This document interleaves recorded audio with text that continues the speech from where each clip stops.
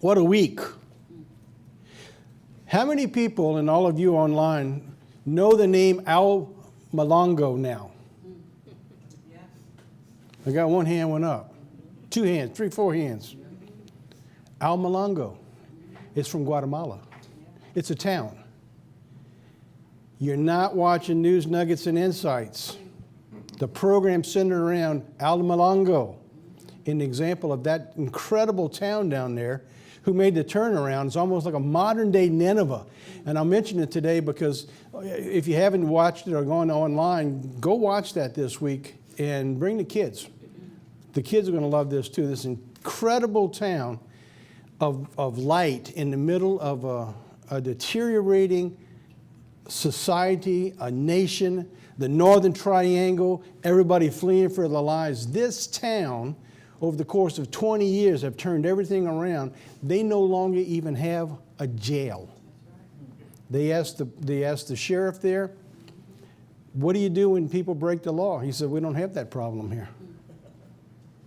At least 8 to 9 out of 10 people believe that they're converted Christians. What an example of a story. That's kind of where we're living in today for you and I. That's where God's taking you and I to be that example for the kingdom, the millennial reign. I'm going to talk about that, getting into that today when we begin now part 3 of the series of Resurrecting the Beast of Revelation. What a week. How about a nation? Are you paying attention to the news and how bad things are getting? The government takeover? Eventually, that's what this is all getting down to. It's going to be a showdown between 2 governments. No, not the United States and Russia. No, not the United States and China. 2 governments. It'll be God's kingdom who's coming to this earth. He said he's going to rule and reign for 1,000 years. And Satan, who says he's going to gather up this planet to fight the returning Lord and Savior, our King, Jesus Christ, who's coming back to this planet. That's what this is all about.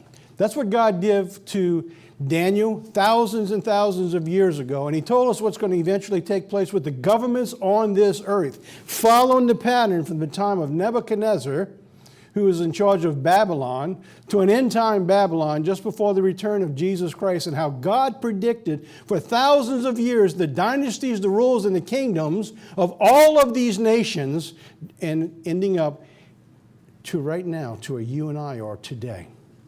And I want to try to put that together. Look what it says here in Revelation 13, verse 3.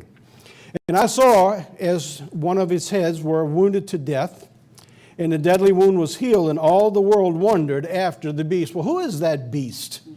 Depending on what church you go to, religion you speak about today, everybody's got a theory on who that beast is and who Babylon is today. And I'm going to show you today, you can take all the guesswork out because God has laid it out throughout His Scripture, who it is and how it all ties in together, going all the way back to Nebuchadnezzar. So we've been covering the beast from 2 focal points. First, what is the beast? Why is it important to understand who the beast is? And 2, the resurrection of the beast.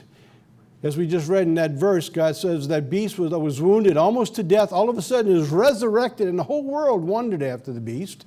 And you read in Revelation, not only did they wonder after the beast, they worshiped the beast. The entire world, except those that God has called out. And the importance of the timing of the resurrection of that beast. But there's one more piece that we need to understand in putting the puzzle together. Revelation actually gives us 2 beasts. Revelation 13 shows us that Revelation is giving us the controlling power that rides the beast. The Bible calls it the woman. The woman who rides the beast. And as we understand the Bible, when it speaks of women, he's speaking about churches. So we're talking about a church at the end time who's going to rule, to run a world government just like it has all the way back through ages of time to Nebuchadnezzar. Now here's a chart that I put in here. You can go online and you can find it, and if you're welcome to our guest, by the way, and you probably don't have this yet, out in the lobby, and you online can go online, you can print this out. This is an entire chart from the time of Nebuchadnezzar until today, tying it in all together. And I'm going to show you just together how that works. We've got the 11 by 17 here and also an 8.5 by 11, so you can put it into a binder. Because if you knew the prophecy, you're going to need to back up and you're going to need to research and study this. So you don't want to take my word for it. You want to go through this and study it so it's familiar in your mind. Now, you don't have to understand all the history of all the dynasties. That's fine. But you need to understand where you're coming from so you know who it is that you're looking at when this beast is resurrected, which I believe has already begun. And I'm going to show you that today. So now, if we can get my brother to leave these up just a little longer than normal on these charts, because I'm going to go through this chart especially, because sometimes he tries to follow me and he goes in and out real fast like he did just now. I'm picking on him. I'm just picking on him there. All right, so let's put that back up. All right, so you see on this chart there's a number 1. All right, so on that, that's talking about the 4 images. You got the first, which is the head of gold. This is you found in Daniel chapter 2 as you look across the top. The second, the arms in silver. Of that image, the belly and the thighs. And then the fourth is, of course, the leg of iron, the iron legs and the toes and the 2 feet and all that all the way down. All of this gives us the 4 main nations, kingdoms, and dynasties that God gave to Daniel that's revealed to Nebuchadnezzar. Everything starts from there and it ends with the 10 toes. By the way, the 10 toes connects to the 10 horns of Revelation 17. These are nations that don't have kingdoms yet. They haven't given their rule yet. That's at the very end. So it all goes from where it starts at Babylon all the way through to the 10 toes. Now, across the chart, you see Daniel 2, Daniel 7, which is the 4 beasts, how God gives us into where it takes it from the statue to the beast from the sea, this is Revelation 13, then there's Revelation 17. Now, all 4 of these all tie in together. All right, so now let's move on. All right, so there across the top, the 4 boxes, you have Daniel 2, Daniel 7, Revelation 13, and Revelation 17.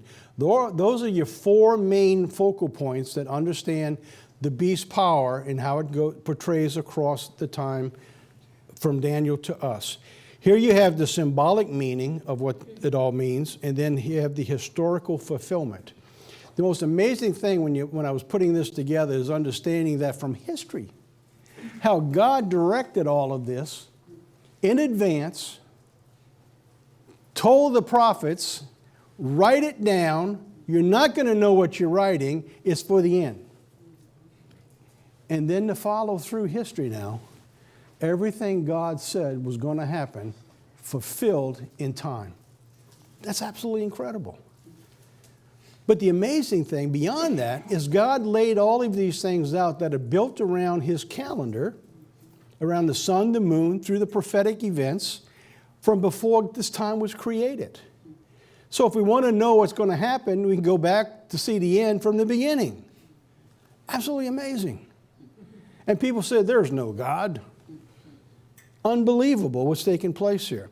So now I gave you the example here. So if you look at the 3rd beast, of course, this would be Alexander, Alexander the Great. Remember, he died, and then the 4 generals took over in history. So you have the 4-headed leopard. All right, so that's Alexander when he dies. You got the 4 generals. Told in advance that this was actually going to take place. And you go all the way across, you look in Revelation 13, now you have the leopard body, the 4 leopard heads, and then, of course, in Revelation 17, it's the 3rd, the 4th, the 5th, and the 6th heads of Babylon. The 4 heads, the 4 generals, all going all the way back to Daniel.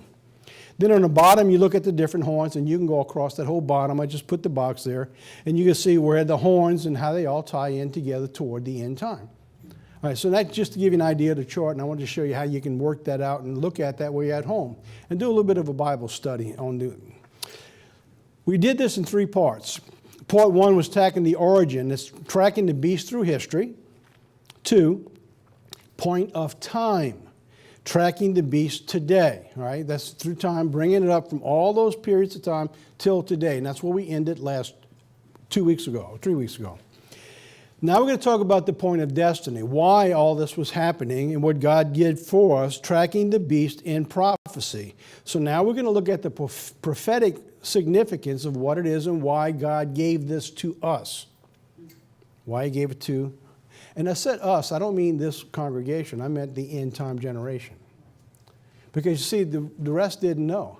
Daniel didn't know, and he wrote it. You know who else didn't know this? John. He didn't understand it all either.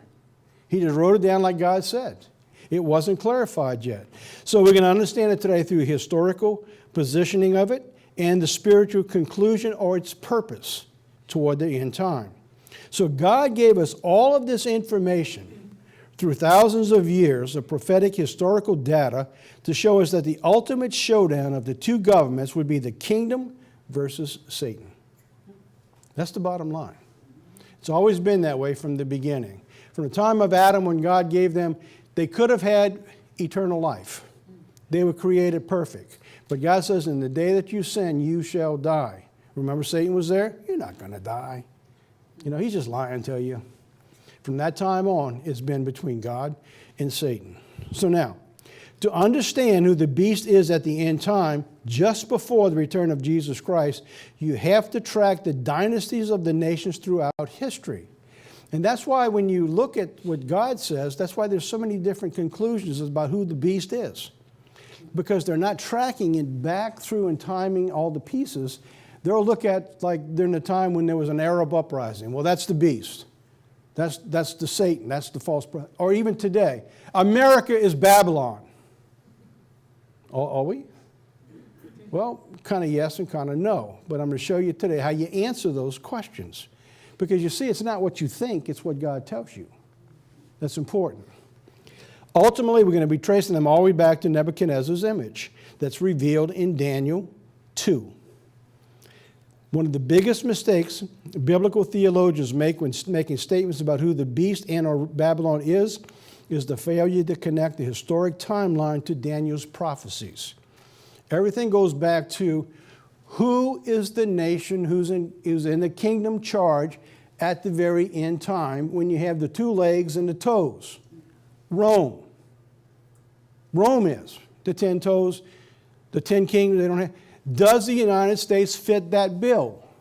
No, it doesn't, never has. Is the United States to be a part of Babylon? Yes. Yes. Let's go make those connections and show you.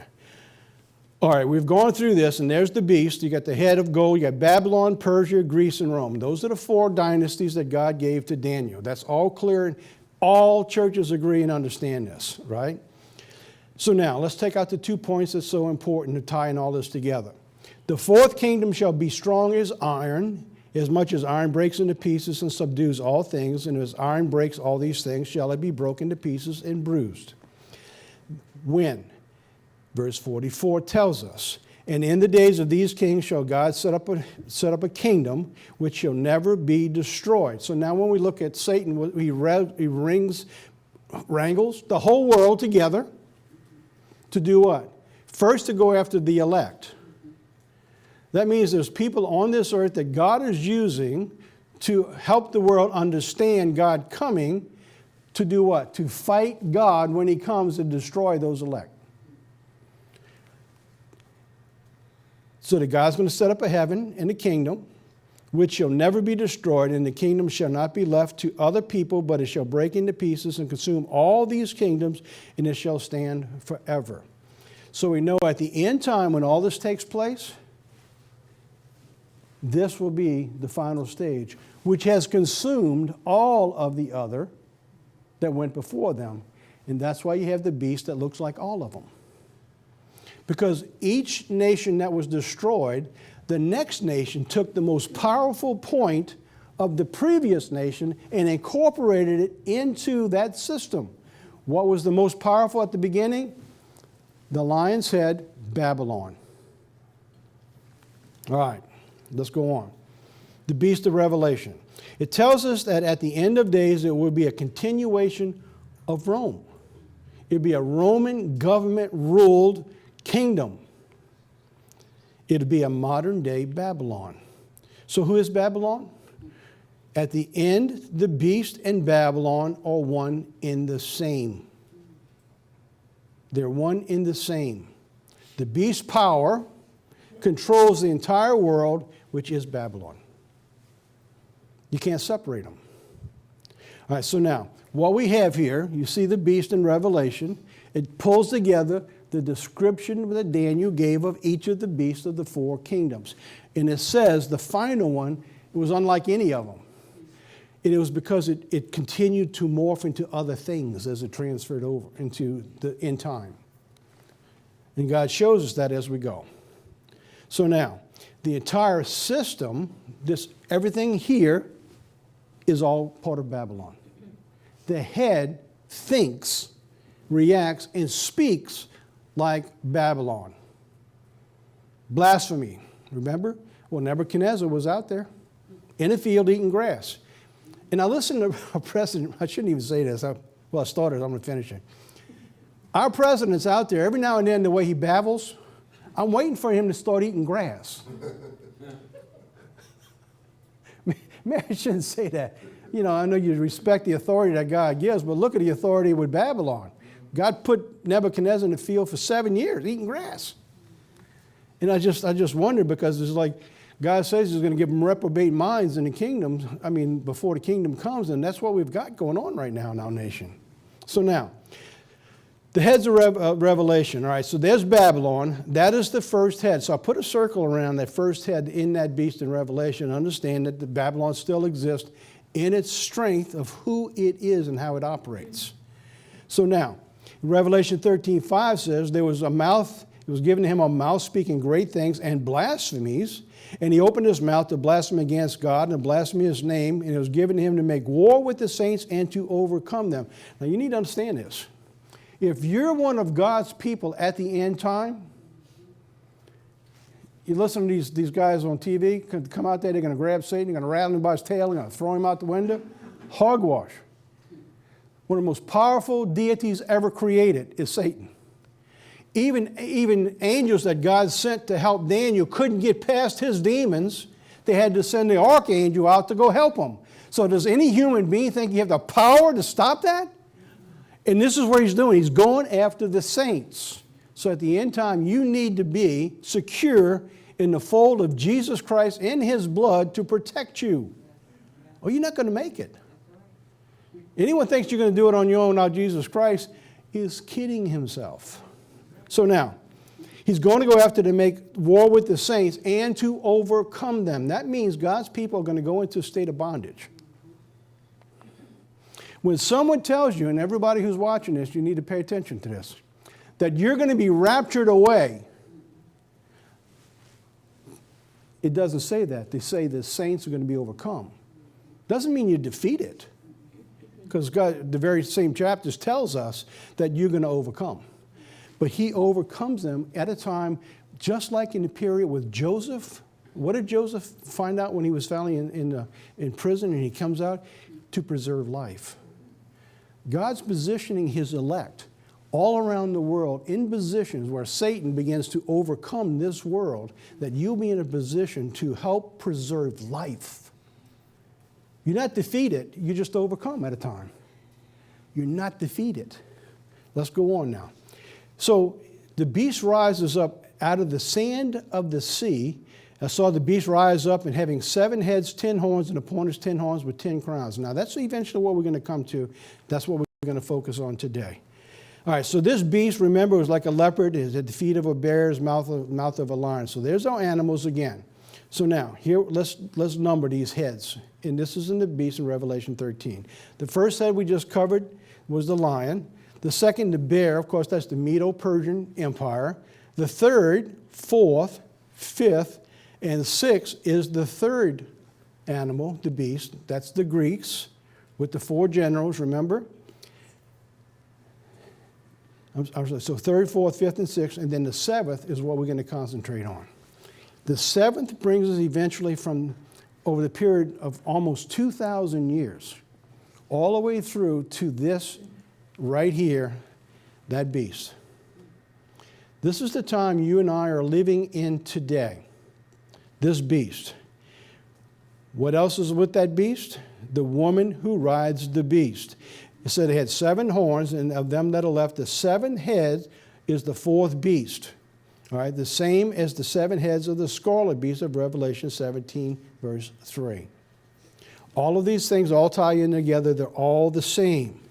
Revelation 17:3 says, I saw the woman sit on a scarlet-covered beast, full of names of blasphemy, having 7 heads and 10 horns. This is the time period eventually that you're living in today, here, right there. It's interesting it said a scarlet-covered beast.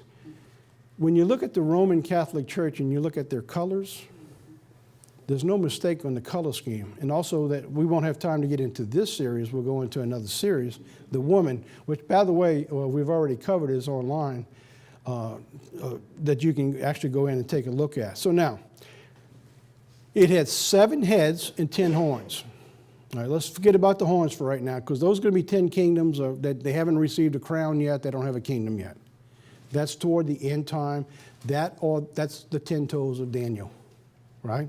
So we can forget about that for right now. I want to bring us to where we are today. The beast had 7 heads. All right, they're all from Rome. All right, so when you look at the bottom of those, from the bottom of the legs, you have the legs, you have the feet. That's all Rome. 7 heads all have to be Rome. So the first in Revelation 17 is the imperial restoration of Rome. Remember we read that the beast looked like it was dead, but it was resurrected and all the world was amazed, right?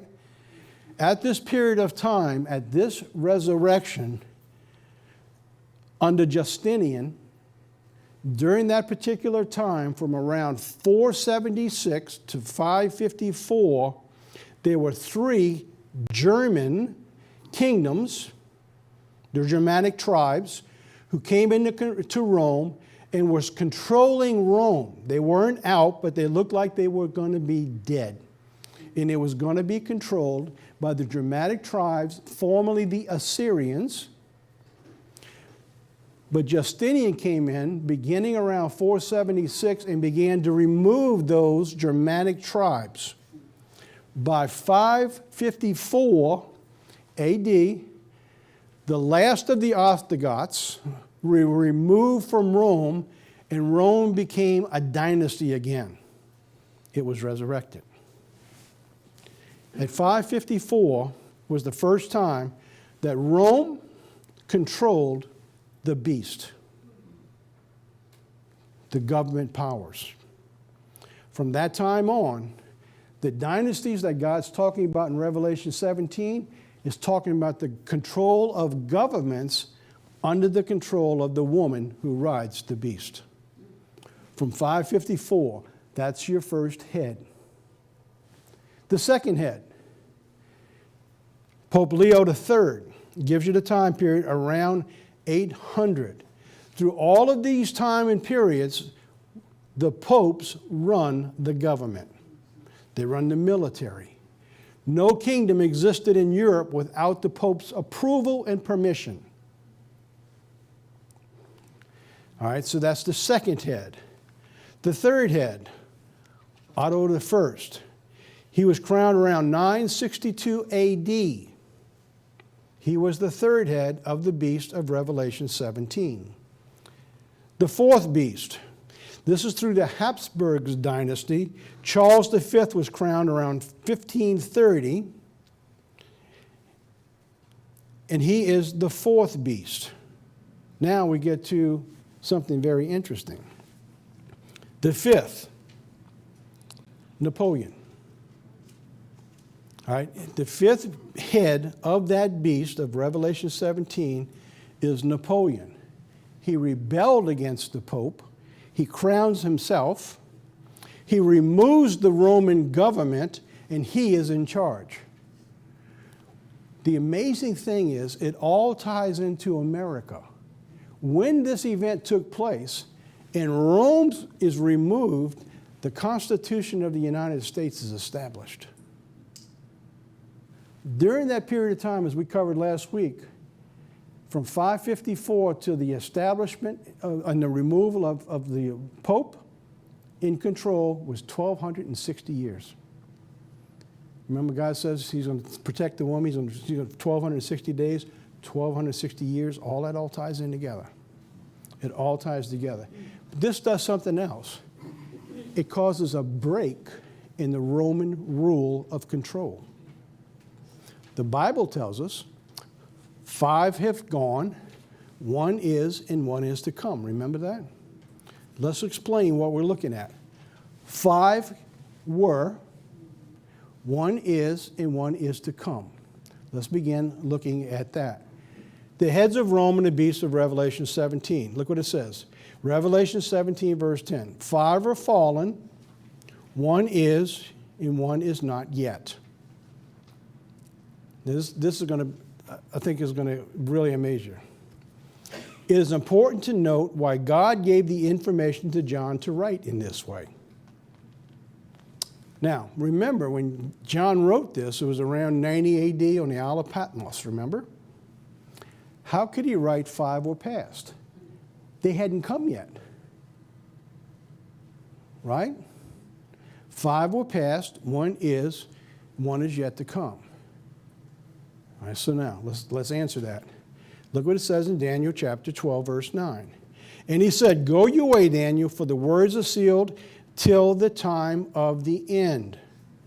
So to explain this in the 5 past, 1 is, 1's yet to come, would not be explained till God began to bring the end of age. When's the end of the age? When did it begin? Well, theologians discuss that when it is. Well, God says, when you see the fig tree, you will know. Well, when was that particular time? Most theologians will tell you it's in 1948 that God began to restore the end time because this nation of Israel was established. We believe it was 1917. Let me show you. When God chose to begin revealing these times, 5 heads would have been passed, the 6th head would be in existence. So when it becomes known that the 5 are past and 1 is, it would have to be in the time of the establishment of the 6th head. 1 is. Excuse me. So what God's telling us from the way John wrote this, when it becomes clear when the time is for that 6th head, that would be the time that God began to reveal His truth. So now, let's talk about that. We brought this out in the series on the Day of the Lord. Again, that's online and you can go get that. That's one of the timeline series that we have. There's like 60 hours of information. This is very important, what I'm telling you today. In the period of defining the differences of time in the fig tree, all right, there are different periods of time. So somewhere between 1917 to 2030, there's periods of time that this is what's called the time of the fig tree, the beginning of the restoration and the return of Jesus Christ. It's the beginning of the restoration and the revealing of knowledge, of the understanding. What did God tell Daniel? Go your way. It's not for you to know. It's going to be at the end time. So now, the timing of the fig tree. The 3 specific times that could trigger the fig tree. Theologians believe 1917, 1948, or 1967 when they controlled Jerusalem. But watch this. This is absolutely amazing. There's a prophecy. In this prophecy, it talks about the time that God begins the restoration. It's in 1917 that this prophecy begins. It's in the book of Haggai. You can go back and we specifically cover this in depth in this series, The Day of the Lord. But let me give you what I want to share with you today. In this series right here, it says, now consider this. From the day forward, from the 24th day of the 9th month on God's calendar, but on the calendar we use today, that was December 9th. On December 9th in 1917 is when General Allenby walked into Jerusalem unopposed. Haggai said he was going to do that. The beginning of the restoration, God says, for when He begins to restore, it will continue till Christ returns. He says this 3 different ways in the same chapter in the book of Haggai. So what God's saying, from the beginning of the restoration, it would continue until the time of Jesus Christ. That began December 8th, 1917. Walked in unopposed after 400 years of Turkish rule. They just walked out. He walked in unopposed without firing a single shot. So why does all of this have anything to do with our beast? Because you see, one is, the sixth head is in existence when this time takes place. 5 are gone, 1 is. So now let's go look at the sixth head. All right? Sixth head. 5 are fallen, 1 is not yet. So at the period of 1917, that head is. By 1948, that head is gone. The war was over. The 1 is gone, was 1 yet to come. The 1 yet to come is in our day. Let's go back and look at that. All right, here it is again. So here's the mind that has wisdom. The 7 heads are 7 mountains on which the woman sits. There are 7 kings, 5 are fallen, 1 is, and 1 is not yet to come, when he comes, he must continue for a short space. So it's only going to happen for a short span of time. There's a 7-year period that God refers to, and a 3.5-year period of tribulation. All right? So now, the 6th head has to come in the period where God began the restoration. So when God gave us that information, John wrote it down from the period of time that had to be in existence when the sixth head was on this earth. It was ruling and reigning. So now, the 7 heads is the beast. In verse 9 is the woman. So what God has done, he just didn't give you the information just to repeat himself.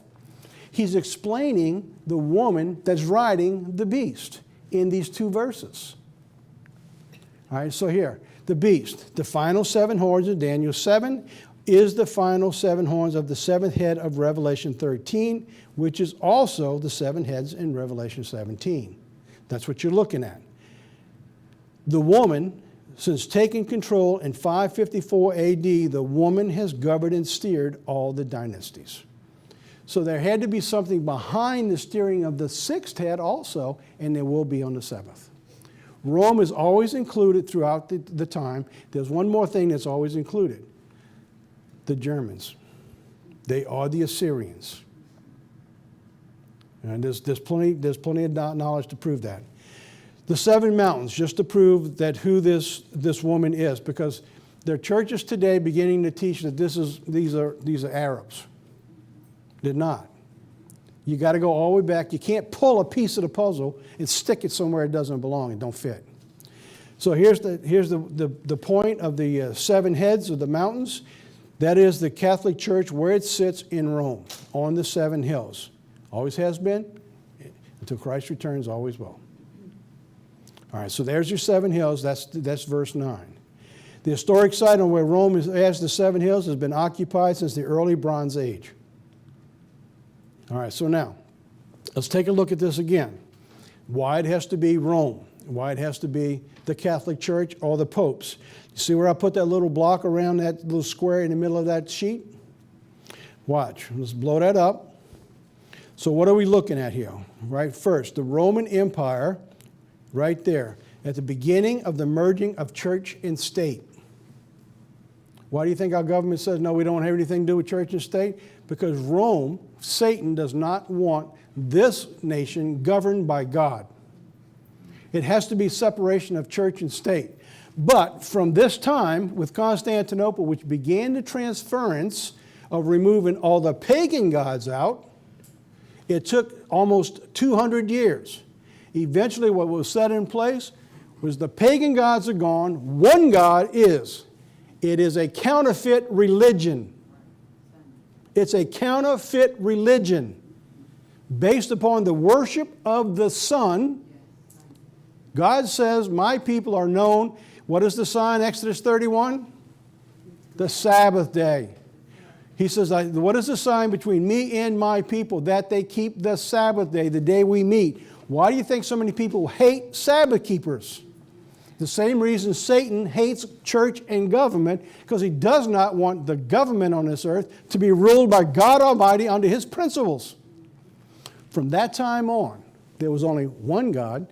The pagan gods were removed, and now it is a counterfeit religion, walking around as if they're Christ. So now, the beginning of the removal of many gods to one God, the Antichrist.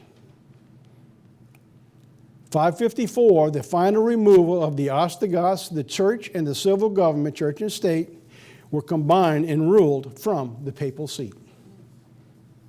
From that time on. From that time on. Why do you think today so many governments and businesses go to the Pope to make sure they got approval? They still do that whether you realize it or not. Governments still do that. They all want to have an audience with the Pope. So now, look where I put the little box in the middle. They're royally clad. Remember, I talked about the scarlet beast was royally clad. That's Babylon the Great.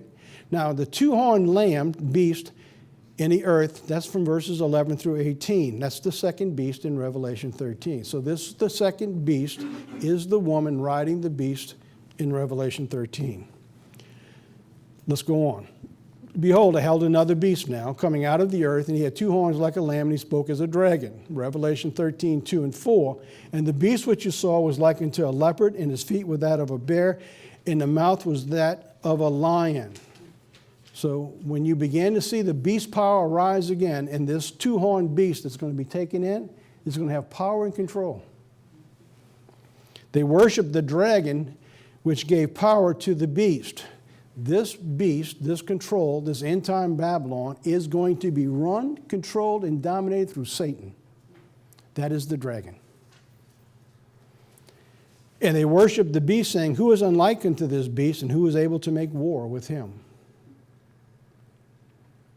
Revelation 6:2, and I saw, behold, there was a white horse. It's amazing that this counterfeit Christ comes in looking like Christ. I saw a white horse, and he that sat on had a bow. Christ is talking about coming with a sword, a two-edged sword. He ain't coming with a bow. Only one know he's coming with a bow is, who's that little thing runs around, look like a little, that's it, Cupid. You know, shooting. Everybody's just, isn't that what we're told today? You just want to love one another. Just can't we all just get along? No, we can't. He's not going to get along until Christ comes back. And a crown was given to him, and he went forth conquering and to conquer. All right, now, tracking the seven heads of the scarlet beast in 17. So now, we know the five heads are gone. The one is. All right, the one is, I made the statement, it was existent in 1917. Why did I say that? From this. The Italian-German Unification Pact of 1870, later reconnected through Mussolini and Hitler's Axis, began in 1929 and ended in 1945. That power source, bringing the Pope back in, tying into Germany, giving them control, began in 1870. It was confirmed through Mussolini in 1929, and it ended in 1945. The sixth head is, remember, so when God began to reveal his truth, showing us the end time is coming to pass, this beast was in power. The seventh head is the last revival of the Roman Empire, which would have the 10 national rulers under a single leader. Revelation 13:15 says, he had power to give life to the image of the beast. In 554, right, they began to give life to the image of the beast. Right now, that Roman power is being given life through the Pope again, and I'm going to show you that. The seventh head.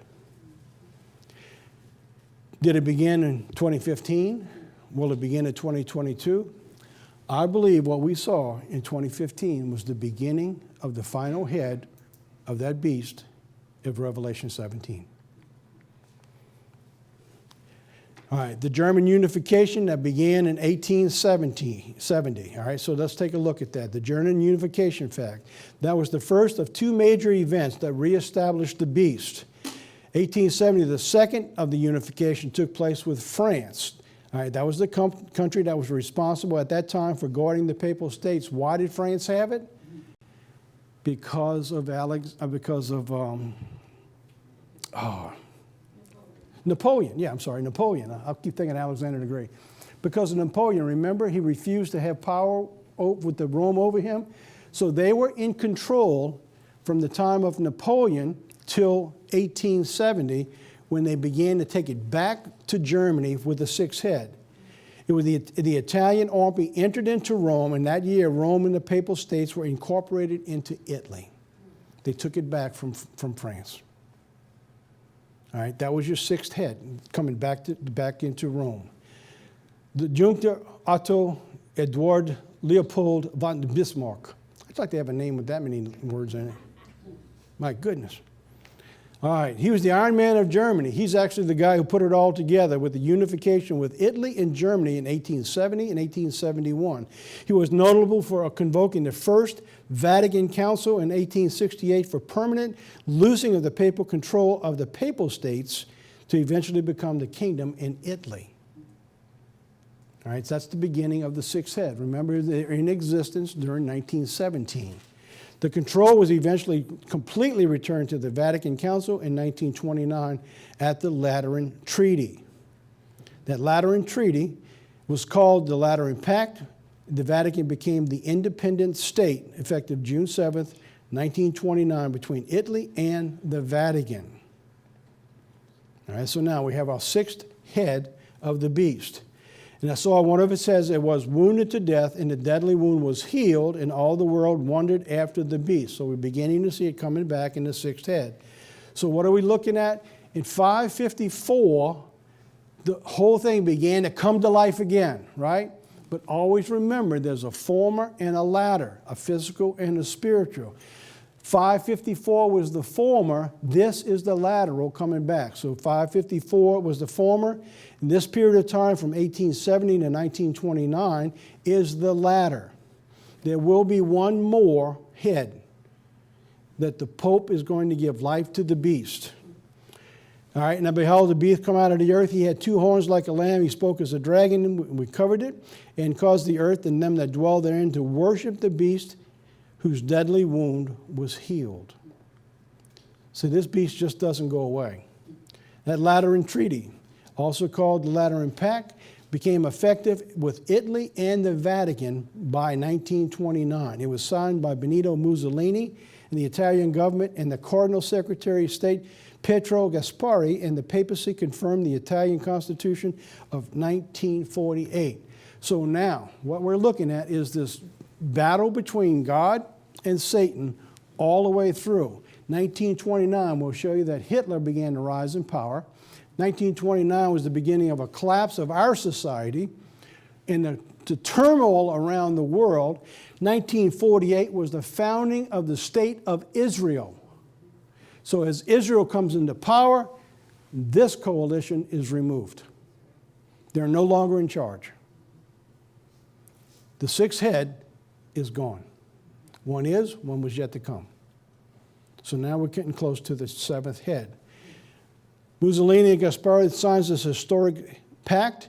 The deadly wound between the beasts was healed on that ratification. Italy, in return, recognized the papal sovereignty in Vatican City, of a small city of 109 acres, and secured independence for the Pope. Total power back in control. All the way through, the head is completely confirmed. Now, one more thing. 1929 was also the year of the stock market crash. That began to remove America from the control that it had. It was also the year of the beginning of Hitler's rise to power. Now, I just put this in, and I'm going to go past this real fast because of time, but I wanted to show you, because most people don't realize that the Catholic Church was in alliance with Hitler. They were in control with Hitler. The Catholic Church was giving itself to support Adolf Hitler in his election in 1933. He had posters. I'm going to show you just a couple posters. They say, a solemn moment of laying a cornerstone of the house of the German art, the papal nuncio Vasilio to the Grossa, in addressing to the Fuhrer, he says, for a long time, this is the Catholic Church to the Fuhrer, for a long time I didn't understand you, talking to Hitler, but I have tried to do so. Today, I understand you. In support of Adolf Hitler in 1933. It was immediately in 1933 he took power that he began going after the Jews to destroy the Jews. Ultimately, to remove from the face of the earth was their goal.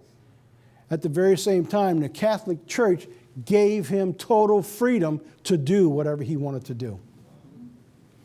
Today, that every German Catholic also understands Adolf Hitler will vote on November 12th, he said. That's in this priest in 1933 said that. I understand you, and today every Catholic is going to vote for you. Who do you think is voting for the Catholic Church today? And he said, we'll vote yes. Amazing, yes. Now look at this poster. Here's a poster that they put out there. It's why Catholics are obliged to vote for the parliamentary list of Adolf Hitler. You have to do this, they're saying.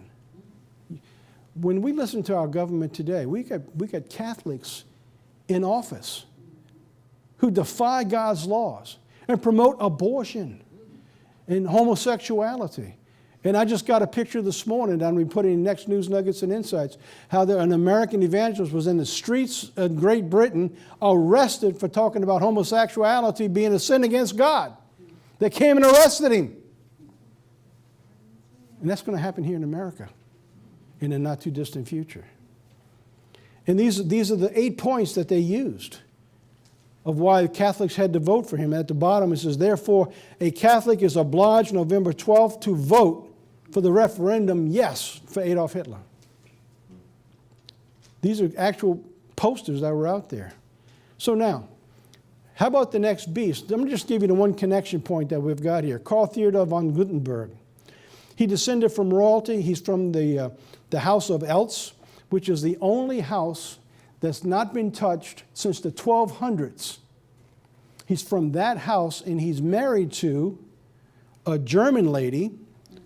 All right, this German lady, whose wife's name is Stephanie, who is from royalty, whose great-grandfather is Otto von Bismarck, who actually began the head of the sixth head of the Revelation beast, 17.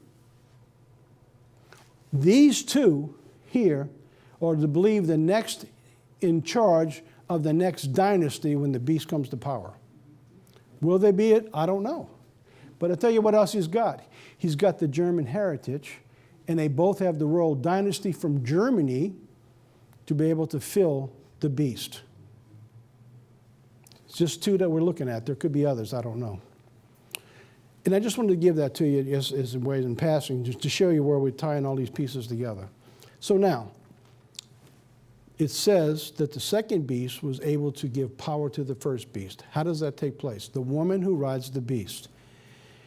Sustainable Development Goals in 2015, we covered this, how he came to America. The Pope came to America, and on the Day of Atonement, God's most sacred day of the year, the Pope met with the President of the United States at the White House on God's sacred day, on the Atonement. We covered that. Revelation 13:11 says, behold, another beast came out of the earth. He had two horns like a lamb, but he spoke as a dragon. So now, after that, he went to our government agencies here. Then he went to the UN. Then he went to Philadelphia. What he was doing, and what we believed back then, we couldn't prove, but we believed he was marking his territory, and he was telling the world what he's about to do. I believe when you look at time, and we will look back at history like we did the first 5 heads, then the 6th head, when we look at the 7th head, I believe we will look at this is the beginning of the rise of the 7th head of that beast. I believe that with all my heart now. I felt it 5 years ago or 7 years ago. We couldn't prove it, but now there's so much information. It was first introduced as a global UN objective. It's with 17 points, now stands with 2 spearheads. The second push is from the beast. It's called the Pope's encyclica. So what is all of that? The two pieces of the puzzle come together with this Pope. Daniel 2, Daniel 7, Revelation 13, Revelation 17 are all merging at the time of the end that the beast begins to rear its head. All of these final things, all the way through this final seventh head, the 10 horns and everything that's out there, the seventh head are now all coming together. They're being resurrected again. Pope's pushing it. The world's coming together. Europe's falling apart and pulling together certain nations now to run and control.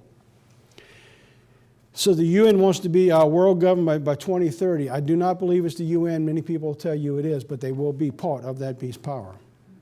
I don't believe it's the UN because it talks about 10 nations. In 2015, 70 years after the original rights-based document, the UN took a grant with a step toward global government that was only hinted at their first meeting. The issue in a document entitled Transforming Our World, the 2030 Agenda for Sustainable Development. Now the whole world has followed this, and they're pushing anybody who goes against it to remove you out of the way. So now, this came out of a recent report in 2018. The Pope came to America in 2015, marked his target in the UN, the White House, the Congress, and Philadelphia. This came out in 2018 that says the UN wants to be our world government by 2013. They issued the document entitled Transforming Our World, the 2030 Agenda for Sustainable Development. What is meant by the term sustainable? The most often quoted definition comes from the UN World Commission on Environment and Development.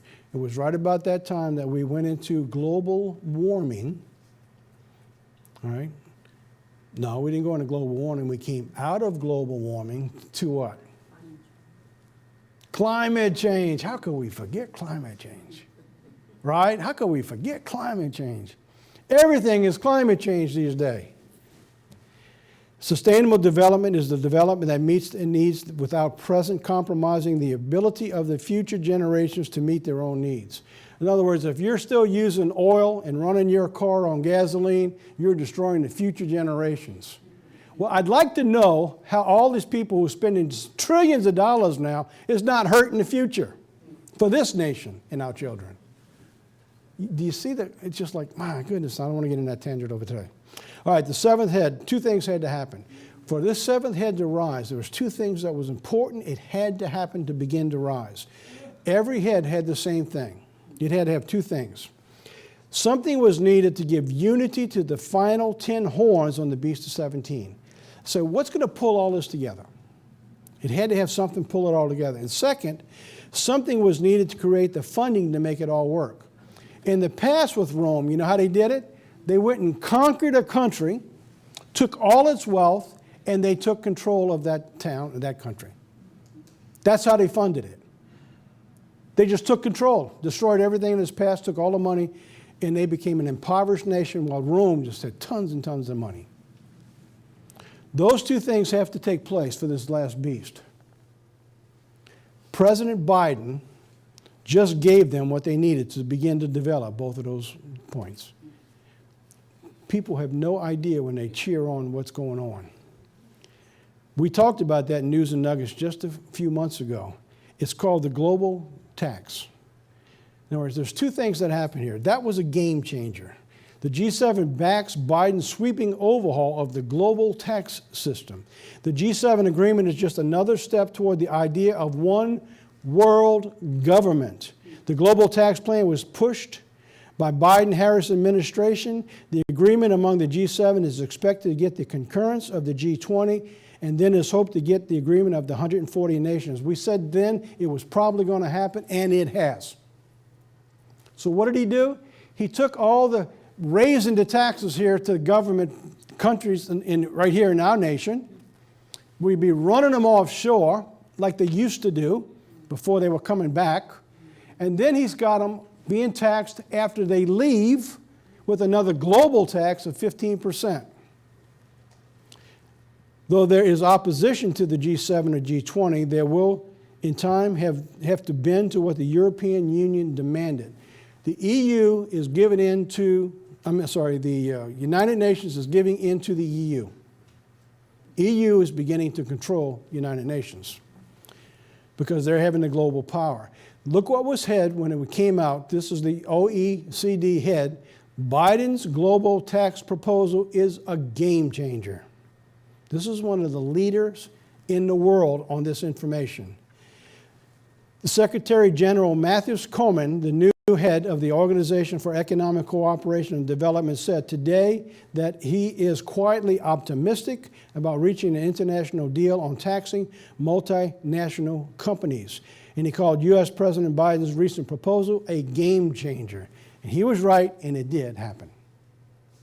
Why is that important?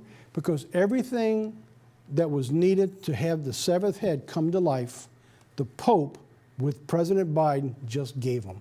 The Pope gave them the push to unite, and Biden found a way to continue to put them together to raise the money to make it work off of your taxes to begin with. So now, we begin to wrap this up. The world re-education began 10/16/20. We brought this out in October, talking about the Pope's re-educating the world, changing, unifying the world. The Pope was to relaunch the Global Compact on Education. The only thing slowed this down was COVID. In other words, he's re-educating the entire world to think globally, not nationally. All right? Not godly, his way. He said, look what it says. I stood on the sand of the sea, and I saw the beast rise up out of the sea, having 7 heads and 10 horns, and upon the 10 horns 10 crowns, and upon his head the name of blasphemy. And even his own priests now are fighting in-house because they know what he's beginning to teach is against God's word. So he will control them. They will settle down or they will be out. From Rome, this is what's called the Fratelli Tutti. In other words, this is a new document that he put out last year from Rome, talking about the possibility of forming a world authority by law.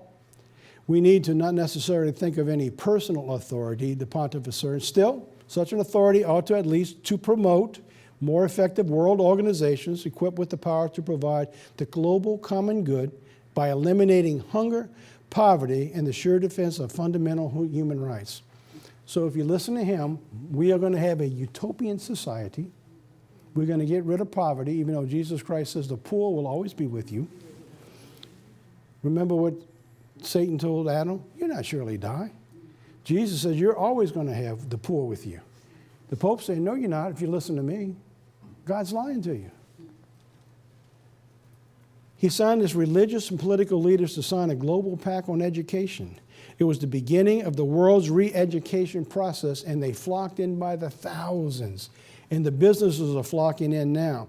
Big business, it says, gets its wings from its leaders from U.S. major companies who are partnering with the Pope. The woman who rides the beast. Who is the beast? It's the global power who's in authority at the end time. That seventh head. Capitalism, this was the headline. Capitalism and Catholicism meets December 10th. You're witnessing right now historic times that this beast is coming to life right before your very eyes. This is the seventh head that's beginning. This investment of all these leaders, take a look how much power that's already come in from the very beginning, his first initial push after Fratelli Tutti. What a name.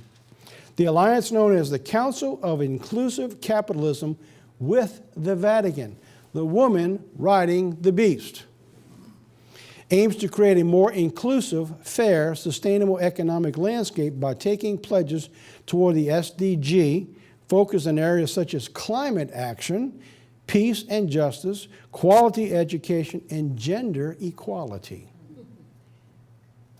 No more male, no more female. We'll all be gender neutral. Homosexual is fine. Transgender is even better. Unbelievable. The council comprises, now watch this. This is, in effect, the very first push out. It has 27 core members known as the Guardians of Inclusive Capitalism. Isn't that amazing? Guardians. In other words, they're going to be keeping an eye out. They're going to be watching over everyone. Who represent companies with over $2.1 trillion in the market capitalization and 200 million workers. His very first push, look what he got. The woman riding the beast. All right, let's bring it to a conclusion. At the beginning of World War II, there's a phrase that comes to mind. I wanted to share this with you. It's Winston Churchill, when he began to move into a period of time, I believe applies to you and I right now. All right, before I give it to you, I'm going to just wrap it up. We've brought this thing through 3 hours of lecture. We've tied in the connection points of the beast all the way through. We've given you historical reference points. We've tied in with more depth into the 6th and the 7th head today to show you how all these things tie in together, why it has to be Rome and why it has to be coming from the EU of what's taken place.